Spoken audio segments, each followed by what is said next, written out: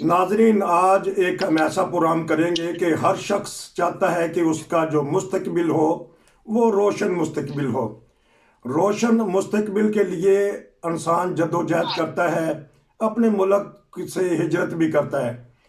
پچھلے سال ہم نے ایک پروگرام نشر کیے تھے کہ ہجرت کی کیا کیا مشکلات ہوتی ہیں، کن کن تکالیف سے انسان گزرتا ہے۔ آج پھر وہ میرے ساتھ ہیں، کیونکہ اس لیے آج پروگرام کرنا پڑا۔ کل ہم نے ایک خبر سنی جو پاکستان کی میڈیا میں بھی، انٹرنیشنل میڈیا پہ آئی، کہ 40 کے قریب پاکستانی جو ہیں وہ ہجرت کے دوران فوت ہو گئے، سمندر کی نظر ہو گئے۔ تو کیا کیا مشکلات ہوتی ہیں اور کیا انسان خواب دیکھتا ہے۔ میں چلتا ہوں پاکستان، میں ان سے پتہ کروں گا، اور شکریہ ان کا کہ انہوں نے وقت دیا۔ تو یقیناً ہم سارے افسوس بھی کریں گے۔ ہاں جی، بتائیے گا کہ پہلے بھی آپ نے بتایا تھا، اس دفعہ پھر آپ روشن ٹی وی پہ بتائیے گا کہ انسان کیا سوچ رہا ہوتا ہے اپنے ملک میں اور ہجرت کرنے پہ مجبور ہوتا ہے۔ سب سے پہلے میں پاکستان چلتا ہوں جی۔ السلام علیکم ورحمۃ اللہ، شکریہ آپ نے پھر مجھے یاد رکھا، اس موضوع پہ مجھے بلایا۔ سب سے پہلے تو یہ کہ غربت کے ہاتھوں تنگ آ کے بندہ جب بھی نکلتا ہے ہجرت کرتا ہے، اگر ادھر حالات اتنے اچھے ہوں تو بندہ ایسے کا اقدام اٹھائے کیسے، اور پھر بھیڑ بکریوں کی طرح سفر کیسے کرے، جوانوں کے ہاتھ کیسے بکے۔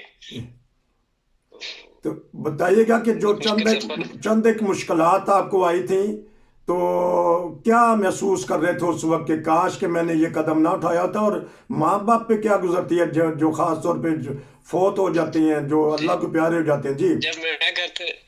جب میں گھر سے نکلا تھا تو میں نے جب پہلا بارڈر کراس کیا تھا تو مجھے تو بتایا کچھ اور کیا تھا کہ ویزے لگیں گے، میں بھائی روڈ جاؤں گا، لیکن بارڈر کراس کروائے گے۔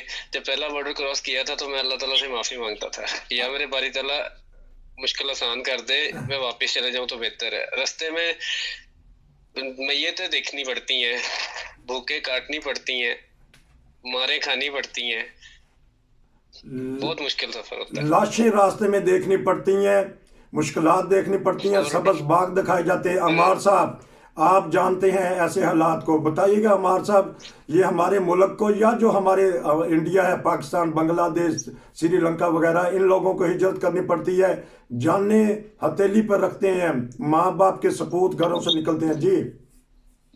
السلام علیکم ورحمۃ اللہ۔ سب سے پہلے تو میں ان خاندانوں سے افسوس ہے مجھے کہ جن کے یہ لخت جگر ان سے الگ ہوئے، اور جہاں تک تعلق ہے کہ یہ کوئی مطلب پروفیشنل ایک قسم کی ایک چیز کچھ بن چکی ہے۔ میں کئی ایسے انسانوں سے بھی ملا، پھر کچھ ایسی ویڈیو بھی دیکھی، پھر کچھ ٹی وی پروگرام بھی دیکھے جن میں وہ کہتے ہیں کہ بعض دفعہ جیسے بھائی نے بتایا کہ رستے میں لاشیں پڑی تھیں، ان کے بوٹ بھی نہیں اترے ہوئے تھے، بیگ ان کے ساتھ پڑے تھے، پانی میسر نہیں تھا، ساتھ لینے کے لیے میسر نہیں ہوتا تھا ایسے، اور بعض ایسی چیز لاشیں بھی دیکھی کہ جن کو مردے جو کوئی جانور کھا جاتے ہیں، ایسی بھی پڑی ہوئی تھی۔ پھر ان کے کچھ حالات ایسے بھی بتائے گئے کہ جب ان کو ایجنٹ وہاں سے لیتے ہیں، انسانی سمگلر جو لیتے ہیں، اور وہ زیادہ تر علاقے ہیں سیالکوٹ اور گجرات اور ان علاقوں کے لوگ ہوتے ہیں۔ تو اس کے بعد مجھے نہیں پتا یہ آئی دن تک کہ ان علاقوں کے لوگ ایسے ایجنٹوں کے ہاتھ کیوں چڑھ جاتے ہیں، اور کئی دفعہ ویڈیو اور ٹی وی پروگرام دیکھ چکے ہیں کہ ان کے لڑکوں کو ہاں جی بتائیے گا، آواز آ رہی ہے آپ کی۔ ہاں جی، ان کے لڑکوں کو جو رستے میں حشر ہوتا ہے وہ کہتے ہیں کہ ان کو منہ باندھ دیا جاتا ہے، پھر ہاتھ پیچھے باندھے ہوتے ہیں، اور ان کو گرم استریاں لگائی جاتی ہیں، اور کئی قسم کے تاوان مانگے جاتے ہیں، اور پھر اگر وہ اس ایجنٹ کے ہاتھ سے نکل جاتے ہیں تو کسی اور ایجنٹ کے ہاتھ لگ جاتے ہیں۔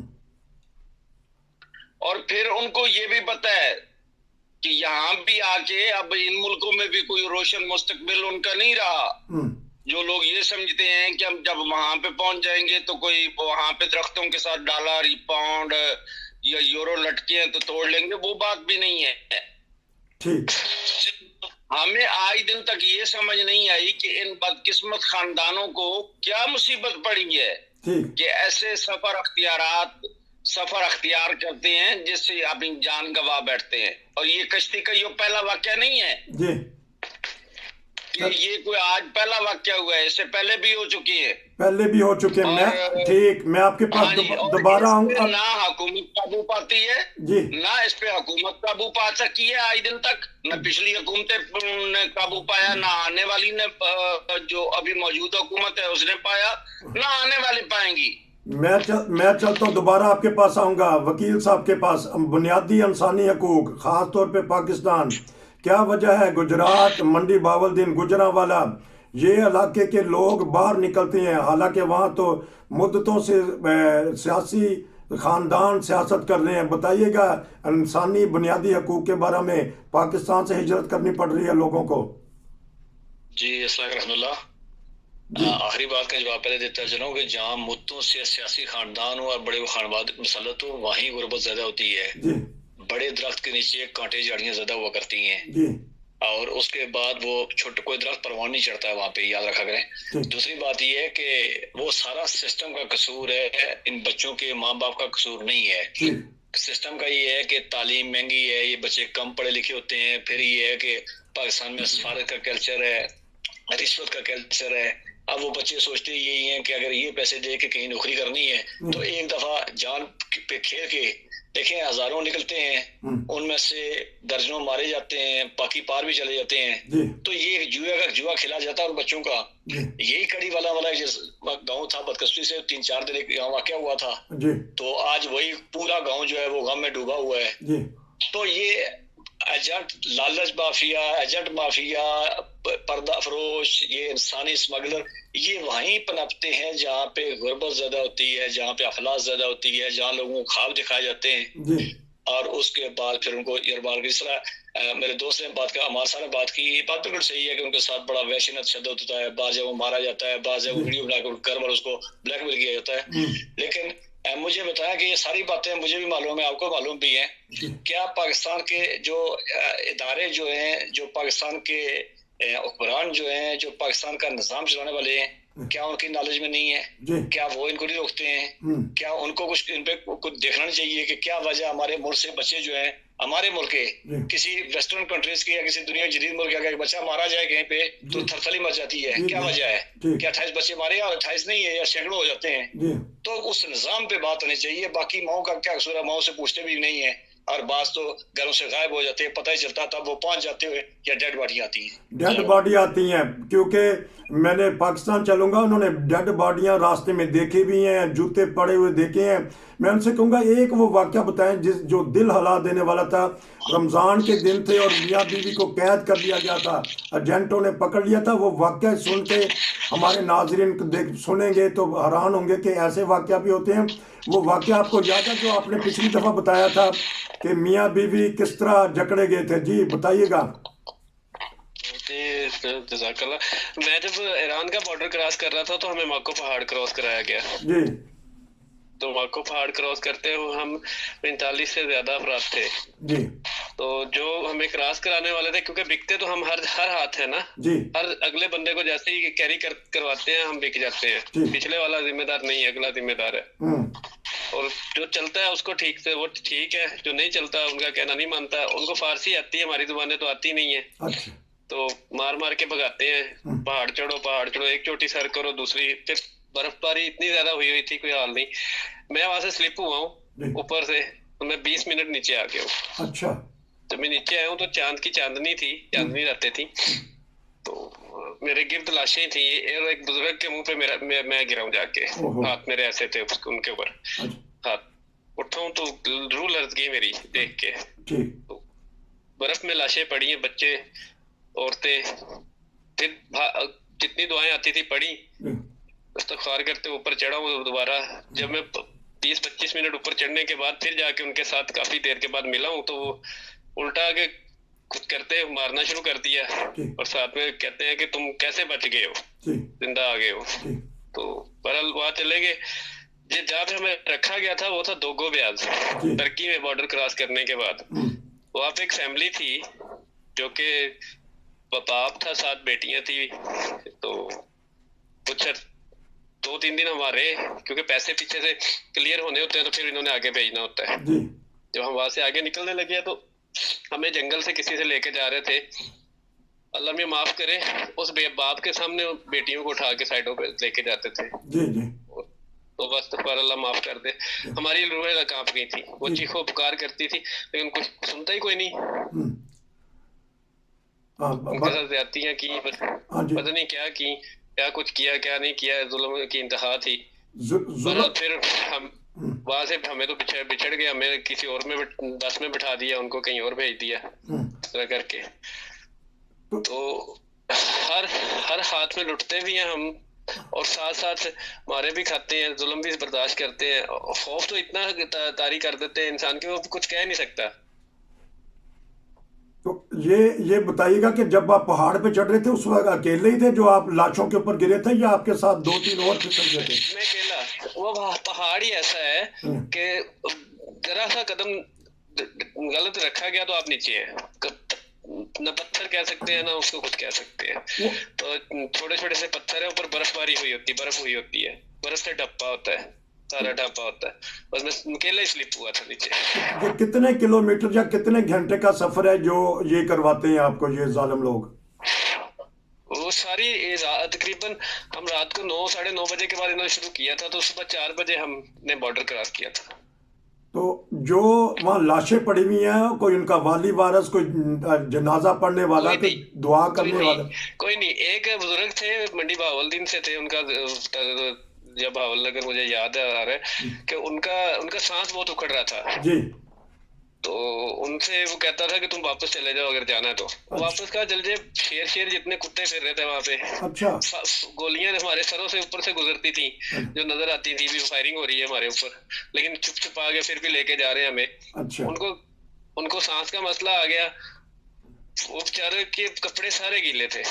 हमने अपने बैग में, मेरे पास हैंड कैरी बैग था, तो उसमें से जो बस्ता जिसको कह सकते हैं स्कूल बैग, उसमें मैंने एक पैंट शर्ट रखी हुई थी।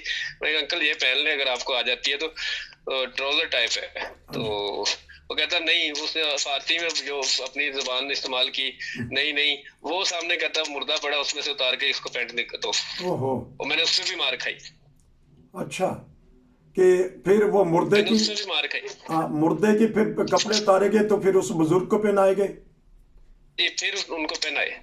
बहरहाल वो जब हम तुर्की पहुंचे थे तो इस्तांबुल वाली साइड पे हमने बॉर्डर क्रॉस कर लिया था, तो वो जिंदा नहीं रह गए थे। अच्छा। तो उनका मोबाइल उन्होंने निकाल लिया। मैं हालांकि उनकी बॉडी के पास हमने लड़कों ने मिलके उनका आईडी कार्ड रख दिया था जो उनकी पैंट से निकला था, लेकिन कुछ दिन के बाद पता चला कि उनको इन्होंने फेंक दिया। अच्छा, वो जो जिनको आप कपड़े दे रहे थे वो भी अल्लाह को प्यारे हो गए, वो भी रास्ते में गिर गए? वो अल्लाह को प्यारे हो गए।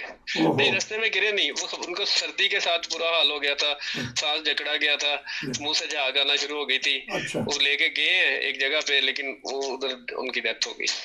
अच्छा, तो कुछ ना कुछ तो ये बेदर्द इंसान जो है, जालिम इंसान, इनको कुछ ना कुछ तो ख्याल आता होगा कि उनके भी बीवी बच्चे हैं, माँ बाप हैं, बहन भाई हैं, कुछ ना कुछ तो सहूलत देते होंगे ना? नहीं भाईजान, कोई सहूलत नहीं, कोई इस तरह का कॉन्सेप्ट ही नहीं है। उनको सिर्फ पैसे के साथ गर्ज है, उन बिक जाते हैं आगे। क्योंकि मैं आपसे एक और प्रोग्राम भी करूंगा, क्यों आप मेरे साथ 2 साथी भी हो रहे हैं, बहुत ही दर्दनाक इनके वाकयात हैं कि एक मुर्दे के कपड़े एक जिंदा को पहनाए जा रहे हैं, वो भी मार दिया जाता है। अमार साहब बताइएगा, 1-2 मिनट हैं, बताएं क्या इस दर्दनाक कहानी हमारे जवान ने बताई है? जी, ये बिल्कुल दुरुस्त फरमा रहे हैं मेरे भाई। मैंने इस तरह की, वो एक दोस्त है मेरा, वो कहता है कि मैंने 3री मंजिल से छलांग लगा दी थी। अच्छा। और उसका पाँव टूट गया था जी, और वो माँ बाप का अकेला ही था, मेरे साथ रह रहा था उस वक्त, उसका केस नहीं हुआ था जी। तो वो कहते हैं मैंने 3री मंजिल से छलांग लगाई, मेरा पाँव टूट गया, उन्होंने मुझे पकड़ के फिर बंद कर दिया और मारा भी सही, और फिर दिखाया भी नहीं किसी को। अच्छा। वो जब कहता है कि मैं वहां से छुपा के भागा, फिर किसी तरीके से वहां से निकला, तो वो जब आया तो उसको मैंने कहा ये तेरा पाँव क्यों टेढ़ा है? उसने कहा ये मसला हुआ था। उनके पास कतन कोई रहम का नहीं है, तलक या वास्ता नहीं है उनके साथ कि वो रहम करें किसी इंसान पे। वो जानवरों से भी गंदा एक सलूक करते हैं उन इंसानों के साथ। जो इंसान वहां से आते हैं। और ये ज्यादातर इलाके जो आपने फरमाया है कि ये गुजरांवाला, मंडी बहाउद्दीन, गुजरात, खारियां और ये उस इलाकों से हैं।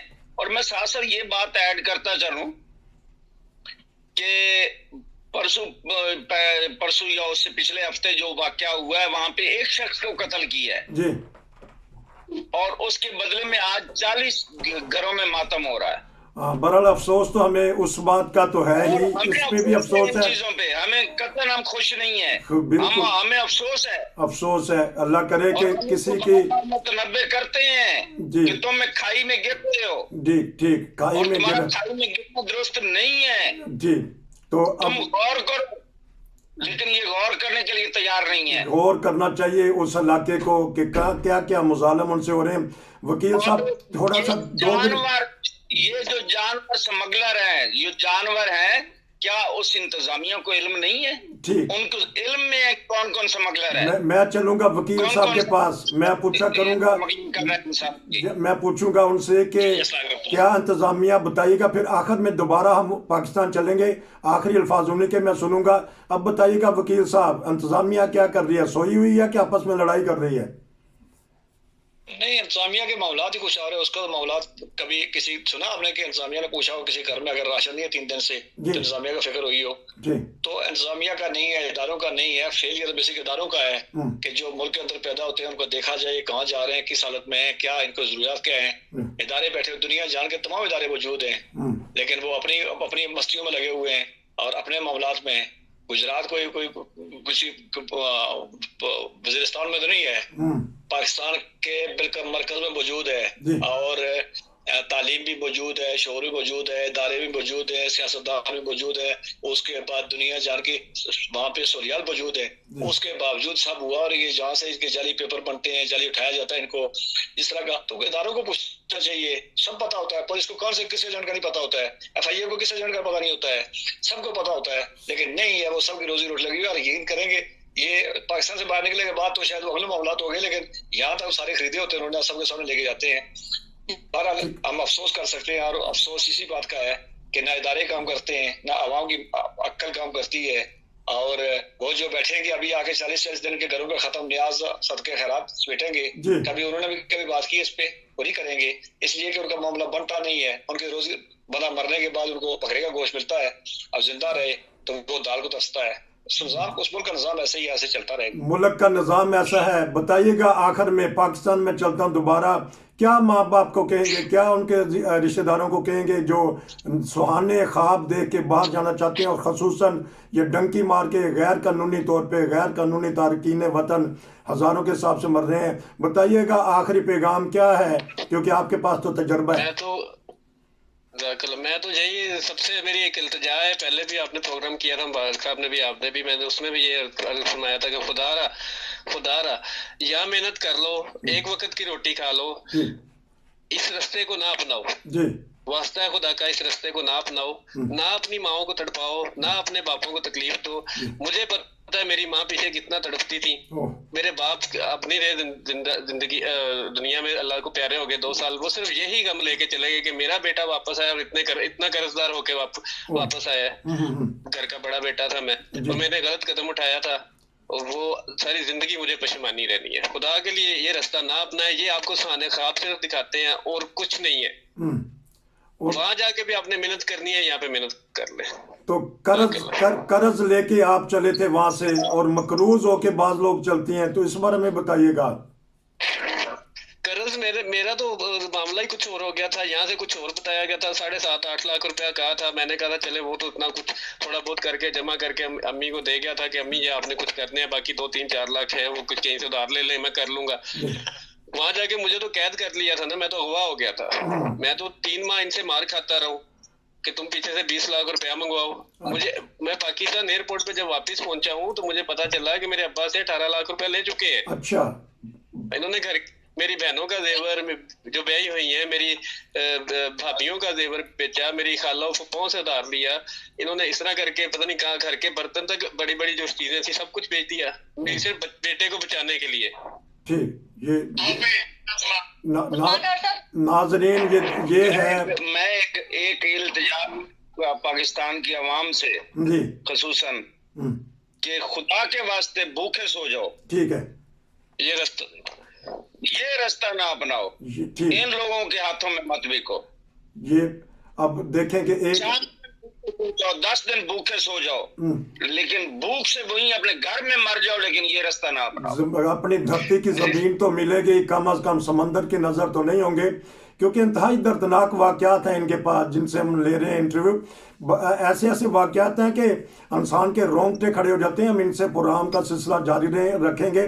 तो आप तीनों का बहुत बहुत शुक्रिया कि आपने इस मौके पे ताज़ियत भी की, अफसोस भी किया और लोगों को आगाही भी दी। असल में रोशन टीवी इंटरनेशनल आगाही देने के लिए लोगों के बैठा हुआ है, बताता है। प्रोग्राम मलेशिया से भी हम करते हैं, दूसरे दीगर ममालिक से भी करते हैं। आप दोनों का, तीनों का, दोस्तों का शुक्रिया। नसीर को इजाज़त दीजिए। नाज़रीन, अगर आप भी हमारे साथ कोई प्रोग्राम करना चाहते हैं, कोई टॉपिक लेके उसके ऊपर तबसरा करना चाहते हैं या खुद करना चाहते हैं या हमें बताना चाहते हैं, बताइएगा। और चैनल को सब्सक्राइब भी कीजिएगा और लोगों को भी बताइएगा। नसीर को इजाज़त दीजिए। अस्सलाम वालेकुम, आपका बहुत शुक्रिया। वालेकुम सलाम।